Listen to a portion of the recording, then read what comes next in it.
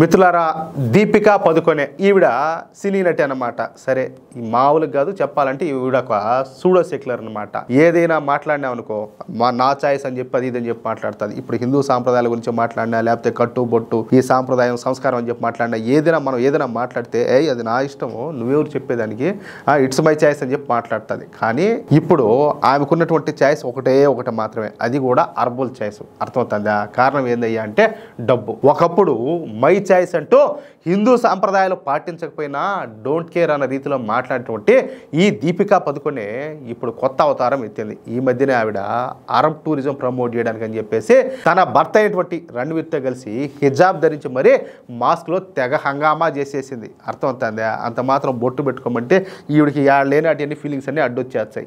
మరి ఇప్పుడు my choice అనేటటువంటి ఆమె కుహానా వాదన ఎటపోయిందో అర్థం కావడంలే.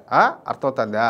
దిరాముల్లో అంటే వాళ్ళు ఇచ్చేటటువంటి డబ్బులో ఆ కాసుల ముందు ఇవన్నీ కొట్టుకుపోయి ఉంటాయి. అంటే మన దేశంలో మన దేశం గురించి, మన సంస్కృతి సాంప్రదాయాల గురించి, మన ఆచారాల వ్యవహారాల గురించి మాట్లాడితే అది మా ఇష్టం అంటారు. కానీ పక్కకు పోతే, పక్క దేశాల కాడికి పోతే సంకనాకుతా వాళ్ళ పద్ధతులను అయితే పాటిస్తారు. అంటే డబ్బు. ఇంకొకటి ఏంటంటే ఇక్కడ మన దేశం అంటే లెక్కలేంతనం, మన సంస్కృతి సాంప్రదాయాలు అంటే లెక్కలేంతనం. ఇలాంటి వాళ్ళని ఏ విధంగా ట్రీట్ చేయాలో మనం కూడా ఆలోచించాలి. అది విషయం అయితే.